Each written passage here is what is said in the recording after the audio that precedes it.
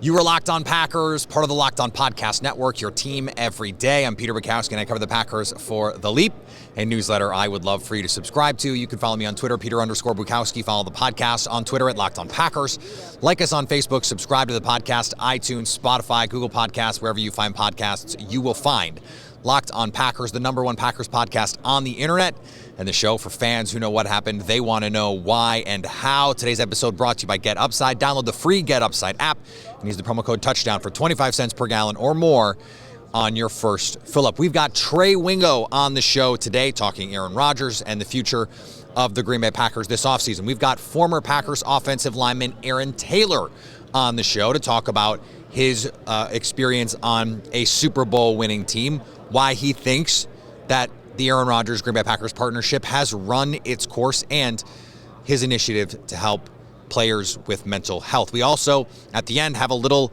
nugget with Marlon Humphrey talking about the best receivers in the league, talking about the Ravens matchup with the Packers from earlier this season, even though he did not play in that game. And in fact, he got to just watch that game. He was not even with the team at the time. So let's start with the latest from Radio Row. We're here in LA, Radio Row, with former Packers offensive lineman Aaron Taylor, former Notre Dame offensive lineman, San Diego Charger. You did a lot. But you're not here just doing football this week. Nope. Here talking about mental health, a very important topic, something that is very important, especially in sports. Yes, it is. It seems like the culture is changing. How far do you think we still need to go? Quite a ways, but we're on our way, and that's what's encouraging. I think I've seen a shift both on the collegiate level and on the professional level where we're starting to understand more about what getting your bell rung means and what the impact of that is. I've unfortunately lost 8 dudes to completed suicide from my NFL football circles, and one of those very famously was Junior Seau, that posthumously was diagnosed with CTE when they did the autopsy. So it's a real deal.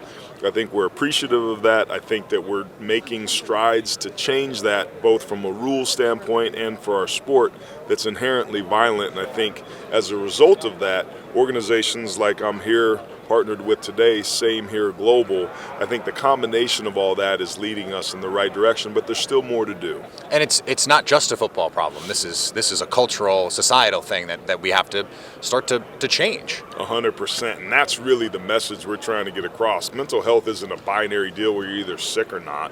It's this continuum. Like, let's be honest, man. We're at the single greatest point of instability that we've had in our generation for these last 2 years post-COVID. Everybody has been affected. It's not the old stat of 1 in 5, it's 5 in 5. I've held my son as he's cried himself to sleep because he can't go to school with his friends. I've felt depressed and irritable and yelling at my wife over little stuff because I'm disappointed that all of my games got canceled and collapsed last season. I've had friends that have lost businesses, people that have got divorced, people that have lost loved ones. We're all going through it. So what Same Here Global is about, it's a global alliance of everyday people that includes professional athletes, notable people, myself, Shamiqua Holdsclaw, Amanda Beard, the Olympic swimmer, Hunter Henry, the tight end for the Atlanta Falcons. They've all been through it too. Same here. So they told their story and their hero journey, what it was like, what they did about it, what it's like now, to help inspire others to go, yeah, I'm kind of going through stuff too, but also to get some great tools and resources from licensed mental health care professionals. And there's a place on the website. You go right on the front and click a button, and within 5 minutes, learn some tools that are actionable that can improve your mental health for yourself or to pass it along to a loved one. So we're changing the narrative to them or me to us, and what are we going to do about it? And I think we're encouraged about where we're at. I don't ultimately know what's going to get us over the hump of mental health, but I do know that myself and Same Here Global are going to be right in the middle of that solution. Well, that's awesome, and I'm glad that you're doing that work. I think it's really, really important. Let's go back on your journey a little bit. Okay. Football-wise, you come into Green Bay, 94? Yeah. Into a team that is kind of on its way at that point. What was it like getting dropped in that mix? You've got Brett Favre, you've got this sort of ascending team trying to figure this out.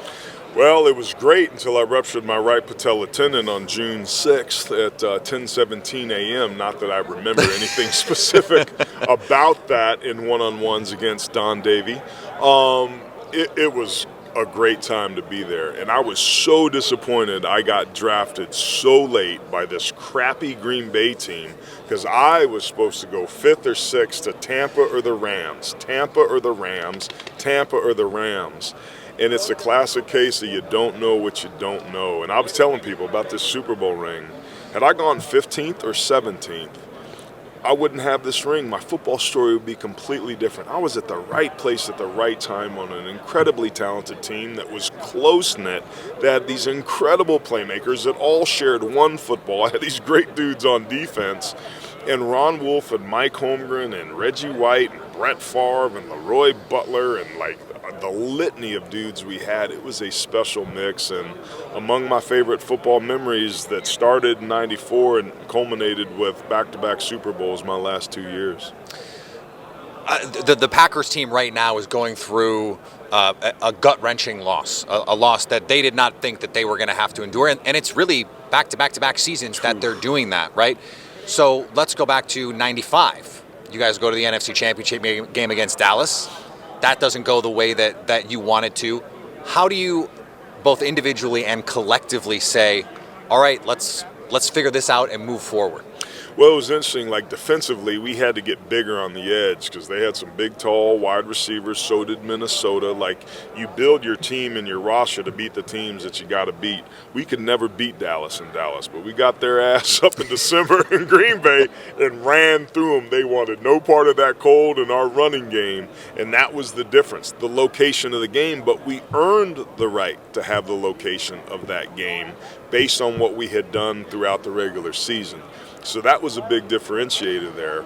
It's tough, man. This team has been so close yet so far, and that's what's so frustrating. As a player, you almost want to be like, screw it, let's go 8-8 or 9-7 and not even get close because we know we don't have what it takes.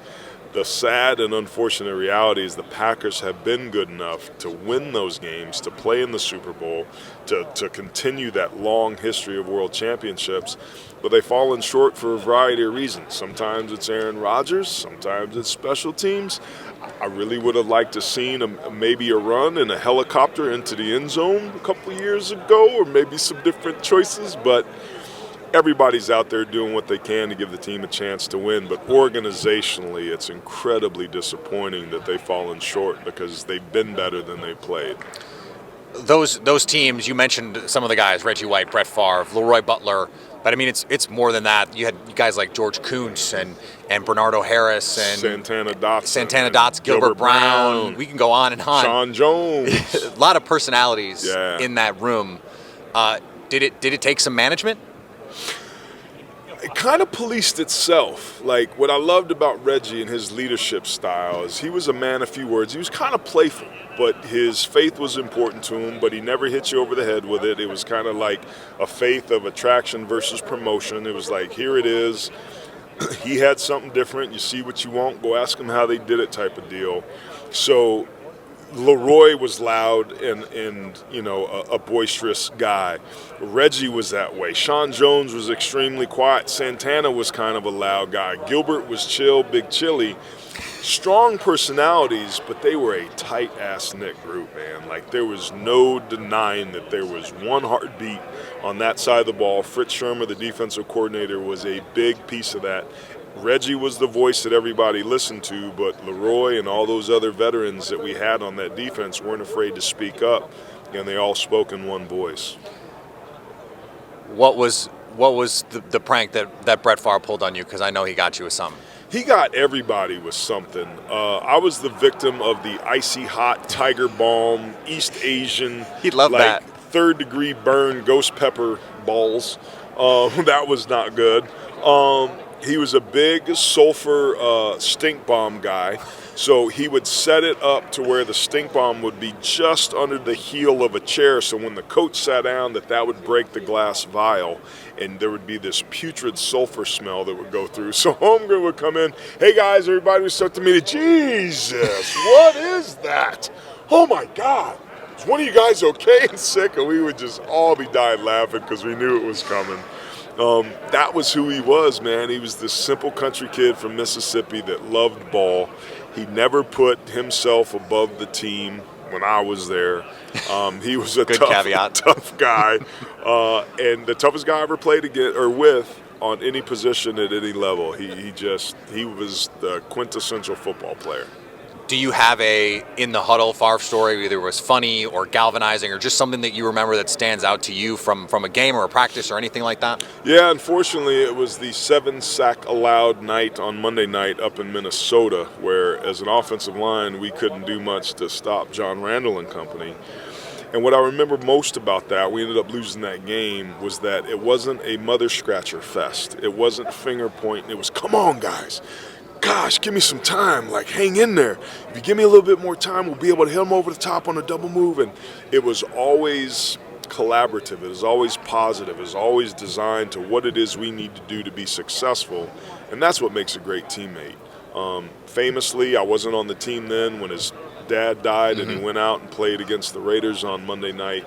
That was an incredible moment. But football is our sanctuary. It's our place of comfortability. It's our place of predictability. And he never felt more safe, any of us, I don't think, than on the football field. And that performance that night and many others don't surprise me at all. That's who he was. I'll get you out on this. I can't let you leave without asking Aaron Rodgers questions. You can make a prediction if you want, but how do you think the team over the last year has handled what's going on with Aaron Rodgers, and how do you think any team should handle a situation like that where you're trying to appease this all-time great player while managing the rest of your locker room, your off-season plans, your contracts, all that stuff? It's difficult, and I think the Packers have done a masterful job. It's delicate, man. It is a tiptoe fine line, and I think they've walked it masterfully. Aaron, to his credit, has talked about the improvement of the relations between downstairs and upstairs and those sort of things. I wonder aloud if this team has run its race with A-Rod at the helm. Ironically, this is the exact same situation that he found himself in, that Brett Favre found himself in when A-Rod was drafted to replace him. Now, whether or not Jordan Love is the quality of quarterback that A-Rod was, I highly doubt that. So I think A-Rod feels probably pretty good about that. But at the heart of all of this is the feeling of appreciation or not. And regardless of what he's done, what the organization does, in my marriage, I want to feel appreciated. And when that doesn't happen, and for A-Rod, for whatever reason that hadn't been the case, there's sour grapes. I think at this point, if there's a way to get rid of him and to move on and to do some different things, that will happen. I think if there's a way that A-Rod can find a way to move on and join maybe the San Francisco 49ers, to maybe go to an Indianapolis Colts that maybe is a quarterback away with a strong run game and a good defense of being a playoff team. Everybody wants the storybook ending Tom Brady had, right? So maybe A-Rod's one of those guys. He's one of the handful of elite quarterbacks in the NFL, and if I think there's an opportunity for him to go, whether he does or not, I think he should. It's time, and I think both the Packers and Aaron Rodgers individually would be better off for it. Thanks, Aaron. I appreciate it. Yeah, my pleasure. All right, we've got more from Radio Row coming up in just a little bit. Today's episode brought to you by Bet Online. Bet Online is your number one spot for all your gambling action in 2022. They've got everything that you can ask for: football, basketball, baseball if we ever get baseball back, hockey if we ever get hockey back, at college basketball, and a lot of fun stuff for the Super Bowl. Of course, the best time to bet is the Super Bowl. Don't wait to take advantage of all the new and amazing offers for 2022. Bet Online, where the game starts. And thanks to everyone who makes Locked On Packers their first listen of the day. We hope you like starting your day with us as much as we like starting our day with you. We are here in LA for the Super Bowl. I'm here with longtime host Trey Wingo, who is now the chief trends ambassador. Trends officer and brand ambassador. It's a mouthful. Shout out to Allie Bronson. Allie, what's happening? Hope you're doing well. Hi, Allie.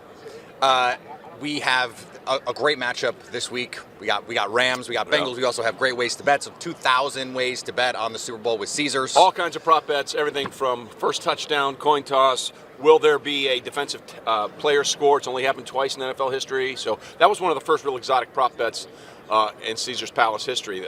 They bet on the fridge to score, and he did in the third quarter. And to Mike Ditka's undying shame, Walter Payton did not score in Super Bowl 20. And you, because you have moved away from the beast at ESPN, I would assume have a little bit more freedom to do some of this stuff. I have freedom. Freedom is a wonderful thing. It's wonderful. And the funny thing about this, working with the folks at Caesars, a lot of the people that I work with at Caesars now I used to work with at ESPN. So some that are here and some that are back in Vegas. So for me, it's basically doing the same stuff I always did, just doing it with a different place with familiar faces. What was Super Bowl week like for you in your other life? Hectic. I mean, whether it was getting up super early to come do the radio show from 6 to 10 or 5 to 9 when we're in Central Time, or God forbid 4 to 8,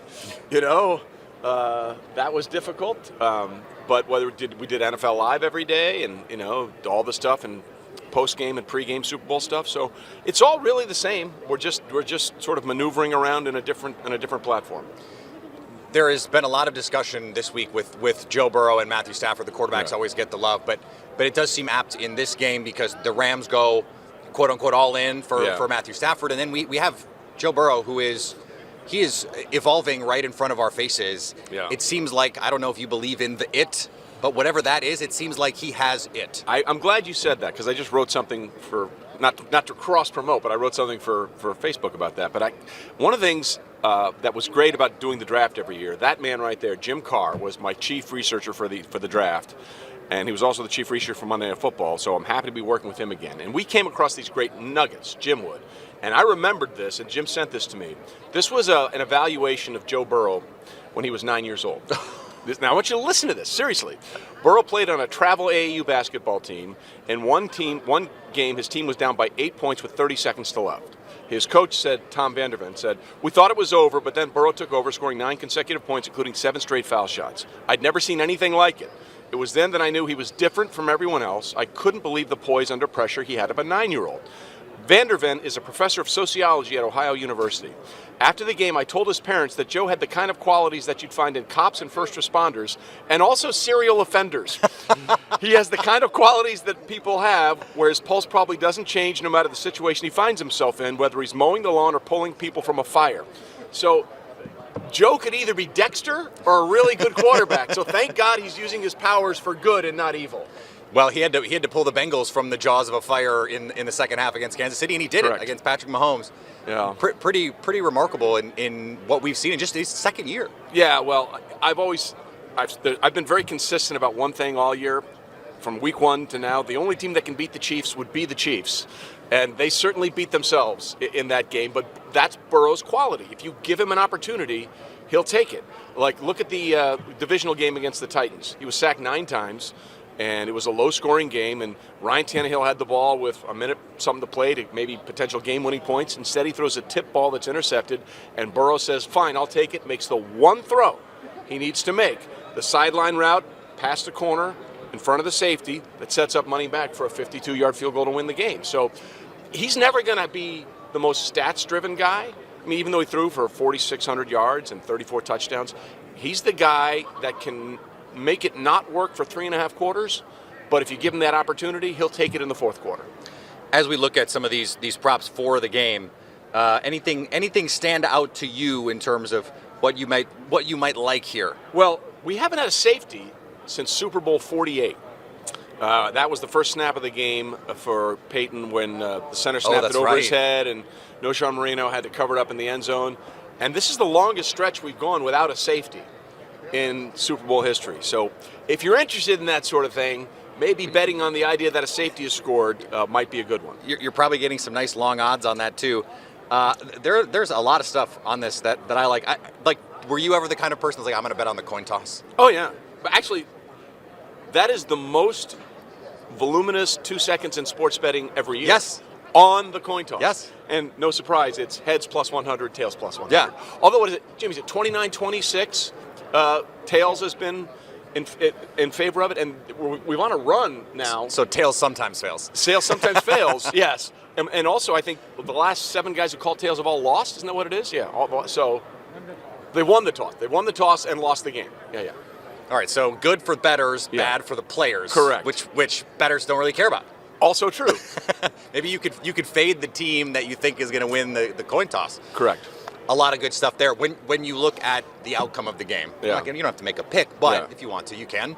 What is the thing that you think, okay, if this happens, Team X wins? Listen, the best way I can describe it, I've been thinking about this a lot, is that the Rams know the weight of not winning. Yeah. They've been here 4 years ago, a lot of those players, and lost. Matthew Stafford has waited his entire career to get to this stage. He knows how hard it is. The Bengals know none of that. Right. They know none of that. All they know is we win. And they're all young, and sometimes it's better to not know than to know. Yeah. They are playing like on Madden easy mode. And the Rams are a better team. Yeah. They're a better team. But this Bengals squad doesn't know any better. And sometimes that can be a powerful thing, a powerful force. Because if Sean McVay starts thinking about, well, I was here again last time and we messed it up. And, Aaron Donald thinks about that time he busted through the gap and Sony Michel hit him for a 45-yard gain that set up the only touchdown in that game. If they start thinking about that, it's problematic for the Rams. The Bengals are not thinking. They do not care. Yeah. We're here at Trey Wingo Radio Row in Los Angeles. A lot more fun to have. Yeah. The coaching carousel Yeah. is coming to a close with its spinning, but Yeah. it spun in a lot of ways this year that we did not predict. 9 openings. And 9. And the Brian Flores lawsuit looms over all of this. Correct. What do you think the chances are we see meaningful change when it comes to NFL hiring practices there? Well, At least in the short term. yeah. I don't know. It's a tough one. Like the whole Lovie Smith thing, let's just take that for an example. He was asked at his introductory press conference yesterday, when did you know you were a candidate? He said, honestly, I'm not sure. And I think the answer to that is they really wanted to hire Josh McCown, but they knew that would look really bad. Yeah. So they decided to go another route. I've said this for years. The Texans should be relegated. Like, they are a disastrous franchise. I mean, just look at what they've done over the last few years. They traded away DeAndre Hopkins for a broken running back and a ball of wax. They let J.J. Watt walk. They did not play their quarterback for understandable reasons all year, then told their coach, go get him, and then they make him last less than a calendar year. Listen, I don't know if Brian Flores is ever going to coach again, and I think he's okay with that. I think Brian Flores is willing to be the Curt Flood of NFL coaches. And that's the analogy. A lot of people use another one. To me, that's the analogy that I've come up with. Curt Flood, for those that don't know, challenged the reserve clause in baseball when he was traded from the Cardinals to the Phillies, didn't want to go, fought it all the way to the Supreme Court. They lost the case, but eventually it opened up free agency for everybody.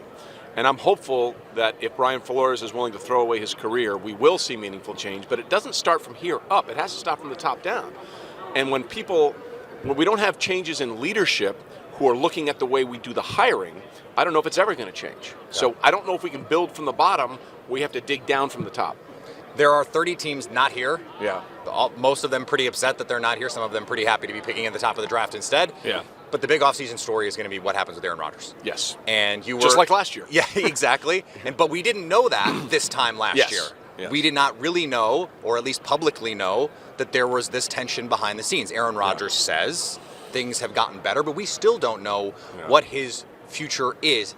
After having had some information last year, some inside info on what was going on there, what is your feeling about where they stand right now? My feeling is that I think that Aaron Rodgers has played his last game as a Green Bay Packer. And the weird part about it is I think the Packers are okay with that. I really believe that. I mean, Andrew Brandt is a friend of mine who, of course, worked for the Packers organization for many years, and he's been saying this forever. The idea was to have Aaron Rodgers play 2 more years and then move Jordan Love in. And it certainly seems like that's the way things are headed. My only question to the Packers is, really, are you sure? Are you sure? Are you sure you want to do this? Like, it's worked once from Favre to Rodgers, but the idea that the Packers only made it to 1 Super Bowl if he's played his last game, and I'm including Aaron Rodgers in the statement when I say this, it is an organizational failure of the highest magnitude with a guy who is Mount Rushmore type level quarterback. Yeah. First ballot, surefire Hall of Famer. You could argue top 5 all time. And you guys made it to 1 Super Bowl. That's a failure. I mean, you made it to 2 with Favre, who was throwing interceptions left and right. I mean, like, you lost an NFC championship or divisional round playoff game against the Rams because he threw 6 interceptions in 1 game. Yeah. And, he's supposed to be so risk-averse and all that kind of stuff.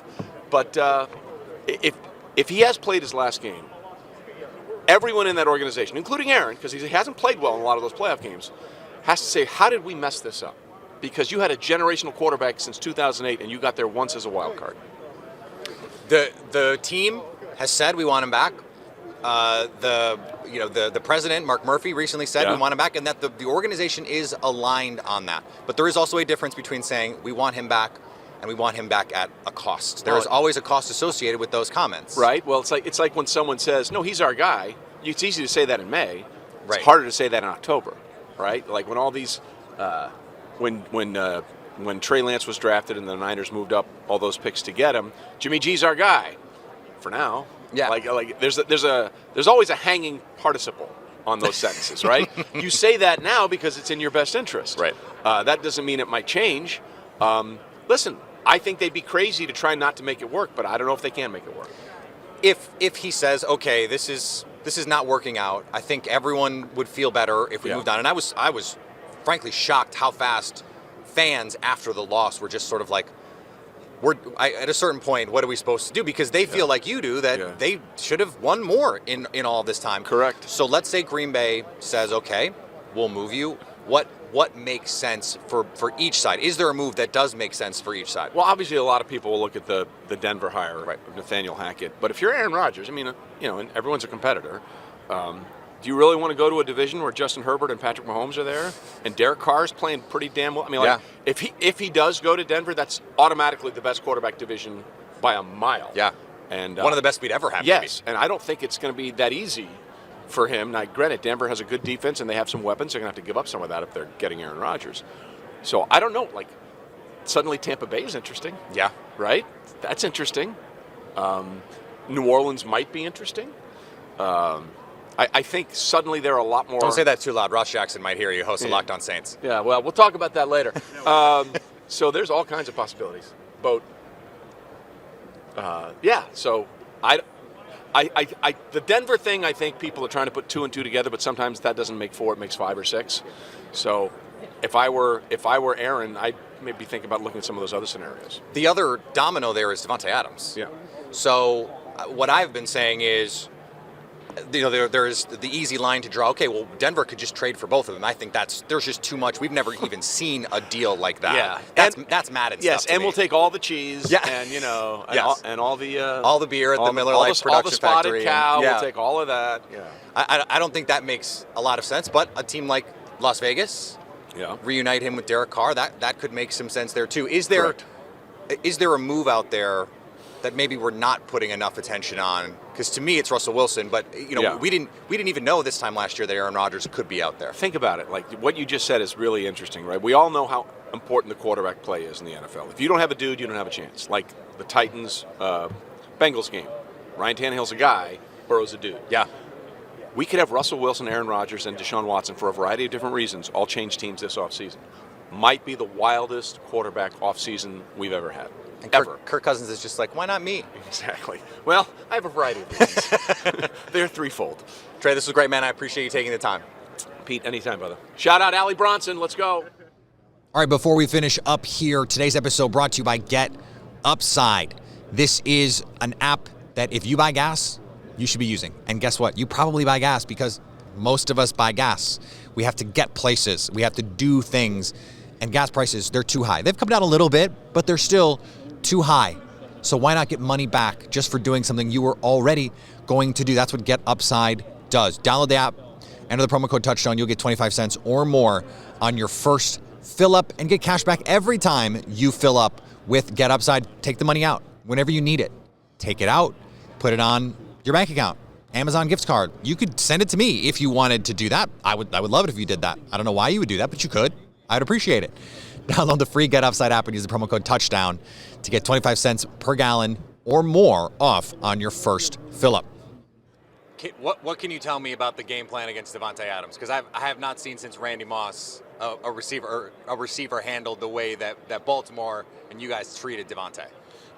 So I actually was after I got hurt, I took my get away from football a little early. Mm-hmm. So when I saw what was going on with him, I still don't even know the game plan, but I saw the clips like everybody else. For like 4 weeks or when I was completely not talking to anybody, was out, I felt like such a fan. So I'm like, any news I'm getting, I'm seeing online or something. Right. And like, I wasn't like, so I'm like, what the crap were we doing? And so it looked like, we want to eliminate the best guy. Guarding Davante, he's a guy that he's just crazy quick. He has the ability to, get to one place to another just so quickly, but he's by far one of the best at the line of scrimmage. I think head and shoulders over anybody in the league, and so we just tried to eliminate him, and it almost worked pretty well. I think we ended up losing by a point, going for two, but he's a great player. I think we felt that. Actually, I can't even speak on what we felt, but I'm sure we felt that, if we were going to win, our best chance was to eliminate him. Who is the guy you mentioned watching someone like Jamar Chase and going, he's not even doing anything, and then obviously on the field he's doing a lot. Who are some of the guys that you watch and you go, man, this guy, whether it's the release package, the route stem, whatever it is, you're like, okay, this guy's got it. So for me, the guys that you're like, crap, you just go crazy on film would be Justin Jefferson. I've guarded him just once. Davante Adams, just like Tyreek Hill, Mike Evans, all those guys, like you can stick one thing that they're for sure doing that you're just like, crap, this is going to be a tough matchup.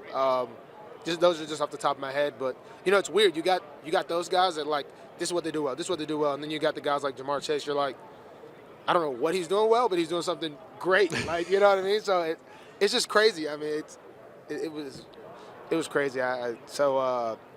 It's just so many different types of receivers, and I think the biggest thing that everyone does is that they try to, whatever they're really good at, that's what they try to be good at. I think at a certain point you get to NFL, you're like, I got here because I have an elite ability to do this. Right. So that's what you try to.